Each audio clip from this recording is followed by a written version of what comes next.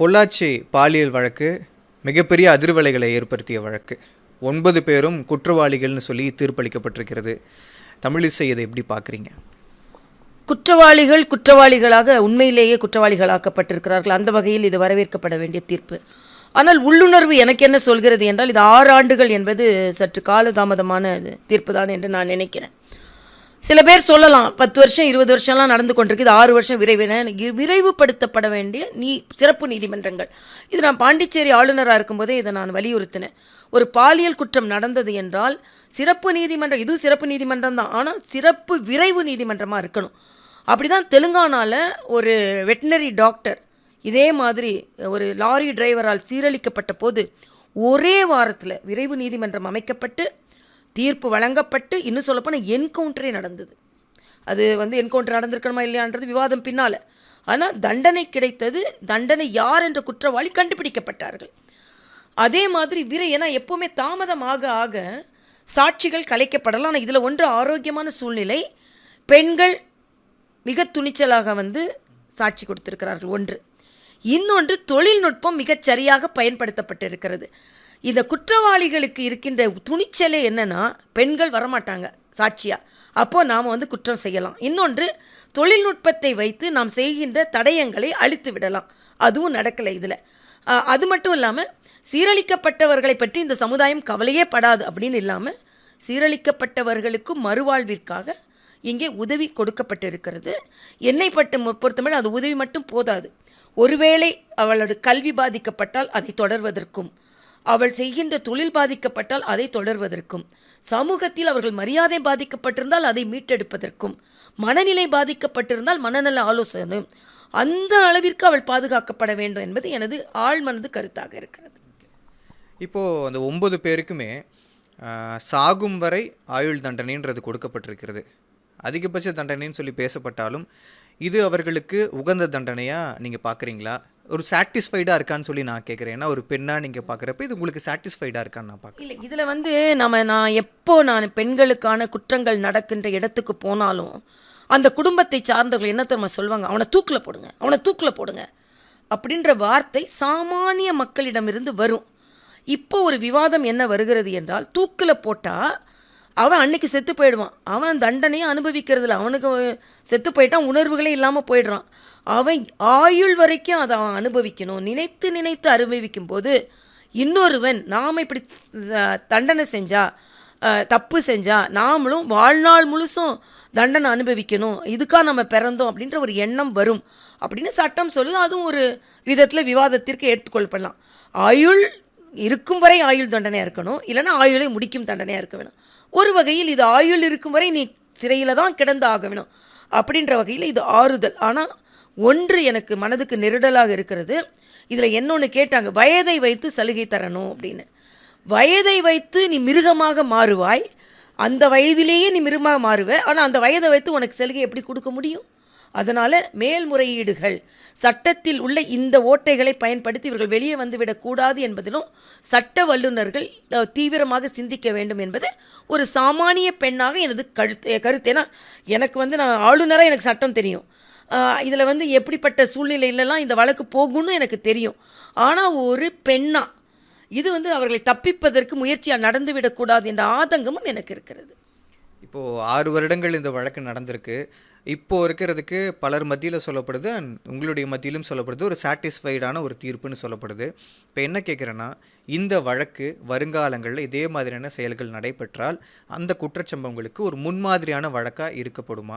இதே மாதிரியான வழக்கின் மூலிமா இனி வரக்கூடிய பிரச்சனைகள்லாம் தவிர்க்கப்படும்ன்றது உங்களுடைய கருத்தாக இருக்கா? இல்லை, இது மட்டும் நான் முழுமையாக ஒத்துக்கொள்வதற்கு நான் தயாராக இல்லை. ஏன்னா இதற்கு முன்னாலும் இதை மாதிரி வழக்குகள் வந்தது, இதே மாதிரி தண்டனைகள் அறிவிக்கப்பட்டது, ஆனாலும் இதே மாதிரி குற்றங்கள் நடைபெறாமல் இருந்ததா?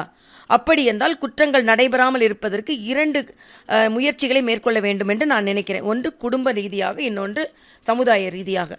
குடும்ப ரீதியாக என்று நான் நினைக்கும் பொழுது, பெண் பிள்ளைகளை எப்படி நாம் கண்காணித்து வளர்க்கிறோமோ அதே கட்டுப்பாடு ஆண் குழந்தைகளும் இருக்கணும். பெண் குழந்தைகள் தாமதமாக வீட்டுக்கு வருகின்ற போது கேள்வி கேட்கின்ற அந்த குடும்பம், ஆண் குழந்தைகள் இரவு வரும்பொழுது கேள்வி கேட்பது இல்லை. ஒரு சின்ன குற்றம் என்று வரும்பொழுது பெண் குழந்தைகளுக்கு அவர்களை குறை சொல்லுகின்ற அந்த சமுதாயம் ஆண் குழந்தைகள் அவங்க குற்றமே செஞ்சாலும் அவரை பாதுகாக்கின்ற நடவடிக்கைகளில் ஈடுபடுகிறார்கள். ஆக இந்த முறை மாற வேண்டும். பெண் குழந்தைகளுக்கு என்ன கட்டுப்பாடோ அதே கட்டுப்பாடு ஆண் குழந்தைகளுக்கு இருக்க வேண்டும். குற்றத்தில் ஈடுபட்டுவிடக்கூடாது என்ற பயம் ஆண் குழந்தைகளுக்கு சொல்லப்பட்டு வளர்க்கப்பட வேண்டும். இதை நான் நினைக்கிறேன். அரசாங்க ரீதியாக நான் என்ன நினைக்கிறேன்னா, இதே மாதிரி எவ்வளவோ வழக்குகள் வந்திருக்கிறது, எவ்வளவோ தீர்ப்புகள் வந்திருக்கிறது, ஆனாலும் பெண்கள் பாதிக்கப்பட்டு கொண்டு தான் இருக்கிறாங்க. உதாரணத்திற்கு ஒரு பள்ளியில் ஒரு ஆசிரியரால் ஒரு பெண் பாலியல் சீண்டல் ஆளாகிறாள். எங்கே போய் சொல்லுவா? அம்மாட்ட சொன்னால் அம்மா திட்டுவாங்க, டீச்சர்கிட்ட சொன்னால் அவங்க சார்கிட்ட சொல்ல டீச்சருக்கு ஒரு மனநிலை இருக்காது. அப்போது ஒரு ஃபோரம் இருக்கணும்.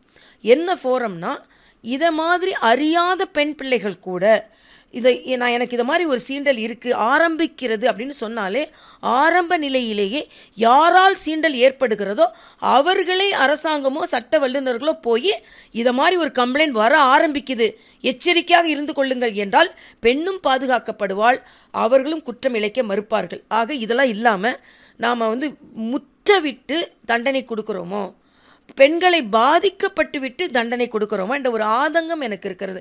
அதனால் இந்த வழக்கில் இருந்து நாம் எல்லாம் பாடம் அவர்கள் கற்றுக்கொண்டாலும் ஆட்சியாளர்கள் அட்மினிஸ்ட்ரேஷனில் இருக்கிறவங்க ஒரு பாடம் கற்றுக்கொள்ள வேண்டும். விரைவு நீதிமன்றம், ஏன்னா நான் ஏற்கனவே தெலுங்கானா ஆளுநராக இருக்கும் பொழுது விரைவு நீதிமன்றம் என்று வைத்து ஒரு வாரத்திலேயே தீர்ப்பு வந்தது. பாண்டிச்சேரியில் ஒரு பிரச்சனை வரும்போது நான் இதை தான் நான் வலியுறுத்தினேன், அதுக்குள்ளே நான் ரிசைன் பண்ணிட்டேன். அதனால் பாதிப்பு ஆரம்பமாகின்ற சூழ்நிலையிலேயே அதை அவளோட அடையாளத்தை மறைத்து கொண்டு அவள் சொன்னான்னா யாரால் பாதிக்கப்படுகிறார்களோ அவர்களுக்கு ஒரு எச்சரிக்கையாவது போக வேண்டும். அப்படிப்பட்ட ஒரு சூழ்நிலை வரணும்னு நான் நினைக்கிறேன். இப்போது இதில் எனக்கு ஒரு முக்கியமான கேள்வி இருக்குது.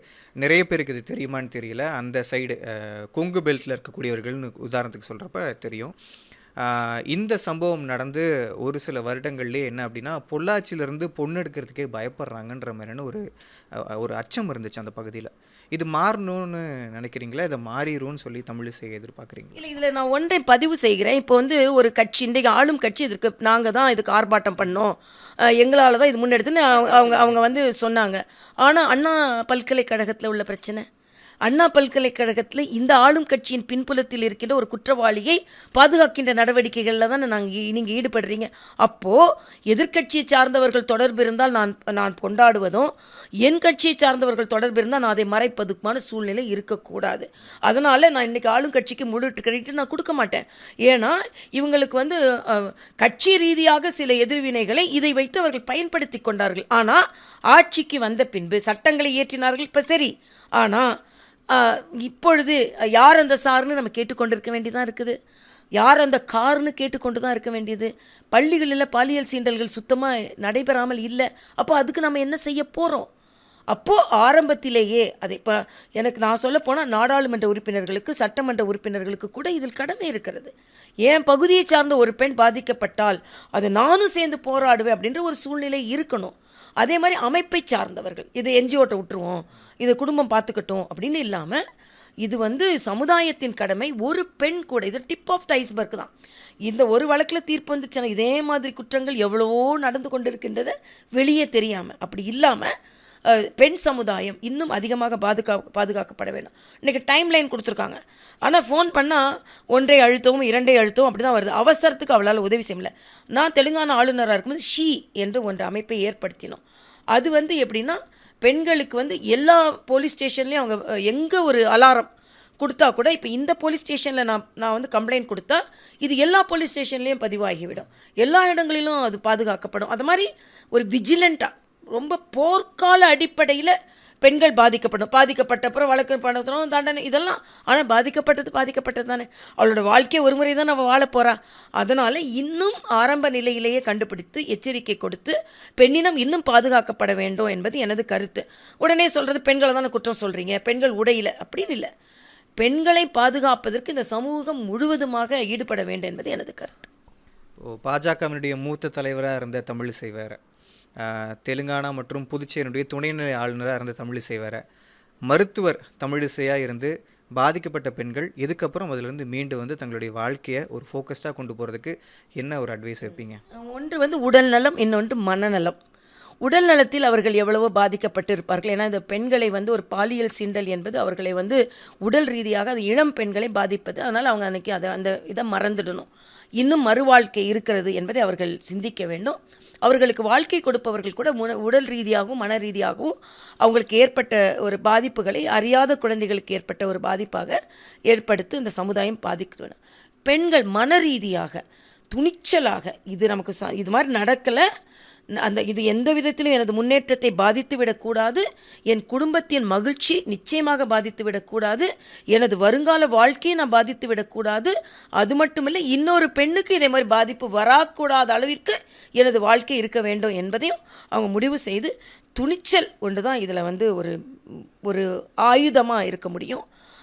அவர்களின் துணிச்சலுக்கு ஆதரவாக பெண்ணினமும் இருக்க வேண்டும், குடும்பமும் இருக்கணும். இந்த பொண்ணு தான் பாதிக்கப்பட்டது, இந்த பொண்ணு தான் சாட்சி சொல்ல வந்தது, இந்த பொண்ணு தான் அன்னைக்கு பிரச்சனை வந்ததுன்னு சுட்டி காண்பிக்கின்ற தன்மையை சமுதாயம் விட வேண்டும். நீங்கள் குற்றங்களை சுட்டி காண்பீங்க, அது குற்றங்களுக்கு குற்றவாளிகளை அடையாளம் காண்பவர்களை சுட்டி காண்பிக்க ஆரம்பித்தீர்கள் என்றால் இந்த சுட்டி காண்பிப்பதற்கு பயந்தே யாரும் குற்றங்களை சுட்டி காண்பிக்க மாட்டார்கள். அதனால் இந்த சமுதாயம் பல மாற்றங்களை கொண்டு வர வேண்டிய சூழ்நிலையில் இருக்கிறது. என்னை பொறுத்த வரைக்கும் ஒரு ஃபோரம் ஏற்படுத்தணும்னு நினைக்கிறேன். இப்போ மகளிர் ஆணையம் இருக்குது, ஓகே, மகளிர் காவல் நிலையம் இருக்கிறது, ஓகே, ஆப் இருக்கிறது, ஓகே. ஆனாலும் குற்றங்கள் வரும்பொழுது இப்போ எனக்கு ஒரு குற்றம் நான் ஒரு அதனால் பாதிக்கப்படுகிறேன்னா தைரியமாக எங்கள் அம்மாட்ட போய் சொல்கிற மாதிரி இந்த அமைப்பில் நான் சொல்லிட்டேன்னா மிச்சத்தை அவங்க பார்த்துக்குவாங்க அப்படின்ற ஒரு எண்ணம் பெண்களுக்கு வரும் அளவிற்கு இன்றைய தொழில்நுட்பத்தில், இன்றைய சமுதாயத்தில், இன்றைய முன்னேற்றத்தில் ஒரு அமைப்பு இருக்க வேண்டும் என்பது எனது தாழ்மையான கருத்து. இதை எப்படி கொண்டு வர போகிறோன்னு தெரியல, இதற்கு பல ஆலோசனைகள் வேண்டும், விவாதங்கள் வேண்டும். ஆனால் அப்படி ஒரு அமைப்பு இருக்கணும். இப்போ எங்கள் அம்மாட்ட போய் சொல்லிட்டா எனக்கு பிரச்சனை இல்லை அப்படின்ற மாதிரி ஒரு எண்ணம் இருக்குது எனக்கு. அது எல்லாரும் அதை முன்னெடுக்க வேண்டும் என்பது எனது கருத்து. நன்றி மேம். தமிழ் ஜனம் செய்திகளுக்காக ஒளிப்பதிவாளர் கௌதமுடன் செய்தியாளர் Nagarajan, Chennai. Every picture here has its own kutti story. This is Anandan family. His dream home in the city is not just a dream anymore. Anwar's investment in a plot changed the plot of his whole life. John definitely couldn't live inside the box, so he thought a little outside the box. 15,000 happy stories in 12 years across many cities. You could also come home and be a part of this story. G Square, come home.